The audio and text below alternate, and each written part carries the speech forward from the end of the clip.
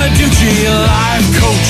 Danny Bonaduce, life coach. All right, I am Danny Bonaduce, life coach. So call me up right now, 1-800-252-1025, or we happily take your emails at lifecoach@kzok.com. Life Coach brought to you by Goldberg Jones Divorce Event. Call 1-800-DIVORCE. Let's start off and talk to Sue in Tacoma. Good morning, Sue. Hey, guys. How are you guys? We're real well. How are you? Well, I'm really sad. Maybe I can help.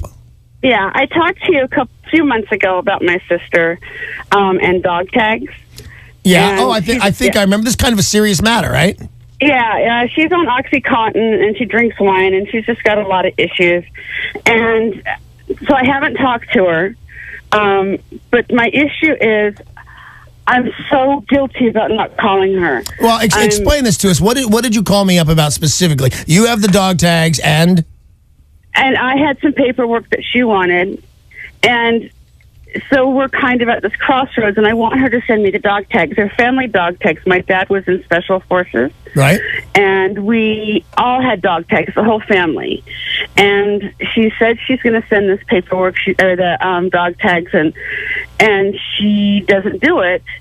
And there's 2 sets, and I want my dog tags. And because I think they're very important. Where is she? Where is she? She's in Alabama. She's in Alabama. Okay, because if you said to me I'm in Tacoma, she's in Seattle, I would say knock on that door right now. You know, it's not like she owes you $50. These are irreplaceable. All right, so now what's happening right now? What's the situation? Well, I haven't talked to her. Right. I didn't call her for Thanksgiving. I didn't call her for Christmas. Didn't call her for New Year's. But then the phones worked the other way too. She didn't call me. Right, that's what I was thinking. Yeah, but I have cried so much over this, and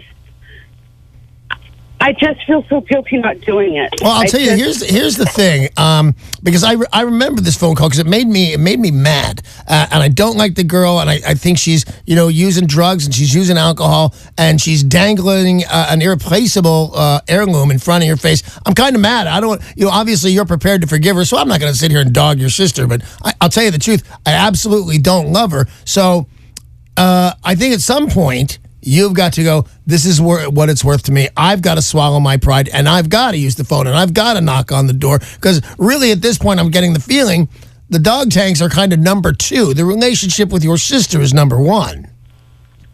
See, that's the thing. I don't know. I mean, she makes me so angry. Well, that's what sister jobs are. She's supposed to make you angry. Okay. So I'm going to tell you this, that, plus you'd be cutting off your nose to spite your face if you can call and get these or contact, or even get on a plane. If it's that important to you, I would say you got to do it now at this point, because really you're forcing your hand at losing this. This girl is irresponsible. With Oxycontin and booze, she might not even remember she's supposed to return these dog tags. So I would think the ball's in your court, and you got to move now. And you know what? And you're going to feel better for doing it, because you feel really bad right now. I can tell you say so. So yeah, make the move and call her. It's not what I would have loved the first time around, but now with you feeling this bad, yeah, give her a call and see if you can't get the ball rolling. This is Danny Bonaduce, Life Coach, 800-252-1025. You need to call that number right now with any kind of problem you have, because Danny can help you get through it. Make the call. Paul in Tacoma, you're the next person with Danny Bonaduce, Life Coach. Hey, Paul. How's it going, Danny? It's all good. So it's coming up on 1.5 years on my marriage. Right. And it was kind of not a marriage at first sight. Me and my wife had met, but it was a bad time like 5 years ago for us. And then, so I was unemployed because of the economy back then. She wasn't. Now it's kind of tables are turned.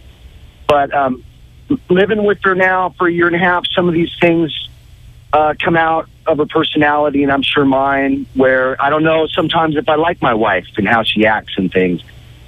Well, and so here's what you got. It's difficult where if we want to stay married, if I should even stick with this or just go back to just being a single guy, and life was less stressful and I had more money in my pocket. You got to make sure that that's the case. It's easy to call me right now and say, I don't think I like her. We got married in haste. What should I do? And the answer is going to be a long version of get out. That's what you should do is get out. But you have to know you're right. There's other people involved. There's feelings involved. How does she feel about you, Paul? Well, she says she loves me and stuff, but, sometimes she might have some drinks one night on a weekend. Something else is bugging her, and then she'll freak out and say, nasty things to me, and we get into a fight about it. You know what? That happens like once a week now, and it's getting old. It is getting old, and I was going to say you shouldn't let drunk talk make a decision for you. But doing it once a week, I don't know if you know this, but there's a very good chance that you are in a bad marriage. Here's what you need to do, Paul. Know that you can call me up next week and say, I want to ask the same question, but the question is, I officially don't want my wife. I'm stifled. I don't want to be here. She's an unpleasant person. What do I do? And then I will tell you, you got to go, man. You have every right to go. You have every right to be happy. And are you going to devastate? And this is not really part of the decision making. You got to do what's right for you, but I'm just nosy. What's going to happen to her when you tell her you don't love her anymore? Well, we've had that argument then where she's been so mean that I said, I don't love you anymore. We've had this thing dozens of times, and now it's like kind of there where she'll say, I know you don't love me, should we continue this kind of thing? Yeah, okay, this is poison. This is absolutely toxic. I would say stop from saying anything mean now, because you need to get off the phone with me, make your decision either right this second or over the next couple of weeks that this marriage is not working out. Nothing good is happening for anybody in this marriage, and you need to pull the trigger. You need to go, man. And I think it's sweet that you called up and that you're thinking about what's the right thing to do here. The right thing to do is make you happy. You're a young man. You're in this marriage. You got in this marriage with this lady. She doesn't love you either. The answer is go, Paul. You should hit the road, buddy. Good luck. 800-252-1025. Any kind of question you have, if you need help in your life, Danny can help you. That's true. 800-252-1025. Lindsay in Tacoma, you're on. Good morning, Lindsay. Good morning. What's up? Hey, so my dad is an alcoholic and has been for the last 15 years of my life. I'm 25 now. And I'm not really sure what else to do. He's been to rehab once before.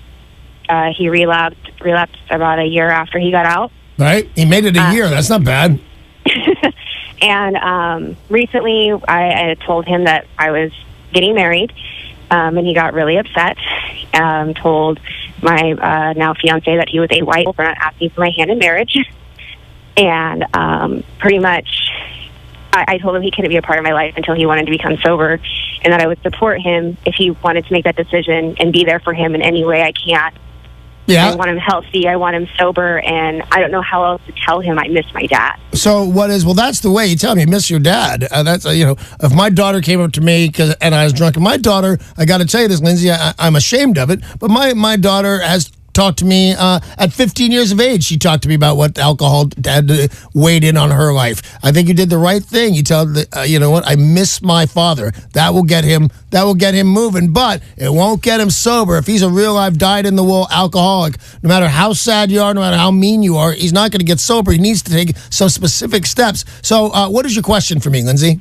I'm not sure how else to do it. I've asked my family's drama. So I've asked specific people that I know are close to him to write maybe letters, and thinking that would help, saying he can read this on his own time, and if he reads them and he can handle it how he wants to, whether he takes it to heart and does something about it, or he can ignore the letters. But I just feel like sitting down with him, he would feel attacked, and I don't want him to feel attacked. I want him to know that I love him and know that he is always going to be my dad, but he hasn't been a father in the last 15 years, and I need that. Well, you need to tell him that. I would say as long as you can catch him sober, and maybe even not, maybe even drunk. Those are such cutting words. I missed my dad. You should feel loved. I missed my dad. That would get me to pay attention. So he's been to rehab, and he had a year? Yeah. All right. So, and your question is what? How to get him to stay sober? Yeah, I just don't know what else to do. I told him I missed him. I told him I want him healthy. I want him to see his grandkids. I want him a part of my life.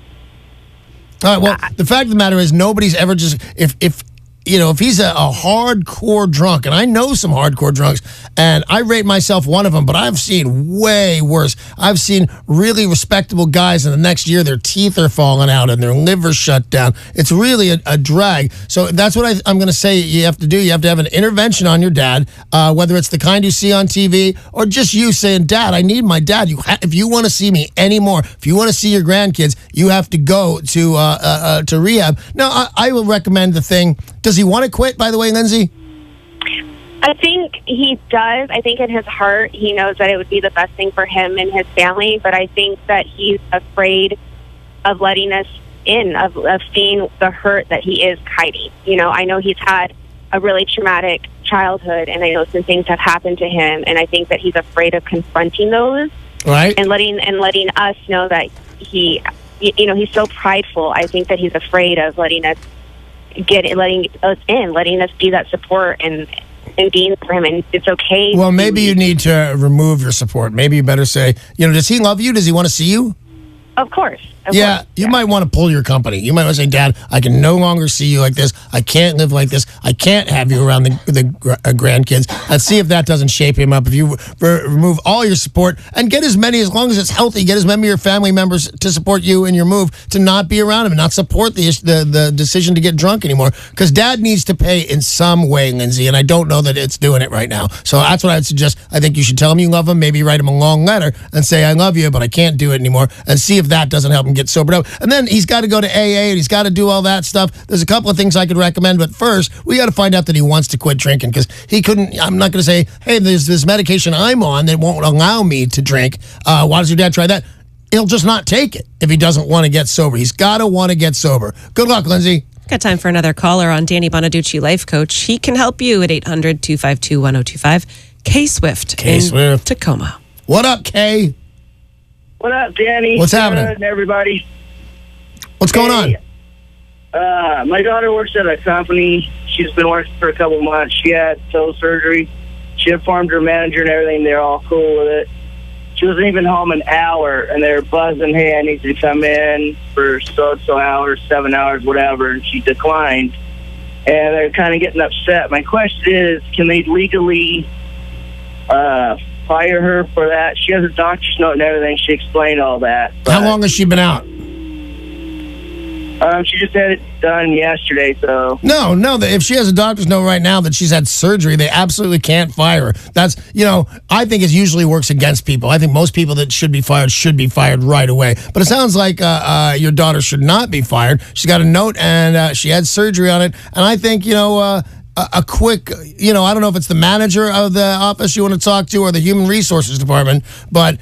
I'm almost saying let them fire her so you can sue and you can win. But the answer to your question, K-Swift, is they absolutely cannot fire your daughter under these current circumstances with a medical leave. This is Danny Bonaduce, Life Coach. She is solving your problems for you. Johnny in Auburn, you're on with Danny. Hey, Johnny.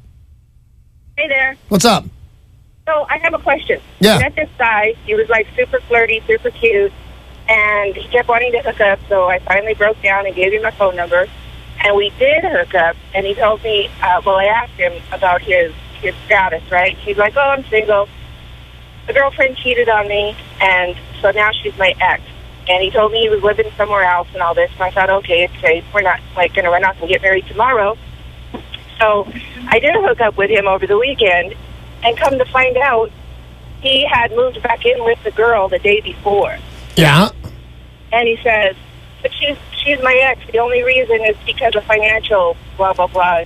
I'm living in a hotel, and I don't want to live in a hotel. And so I'm like, do I keep him on booty call, or do I just say screw it? Well, is that a legitimate question? Are you asking me, should I keep him as a booty call? Is that your question?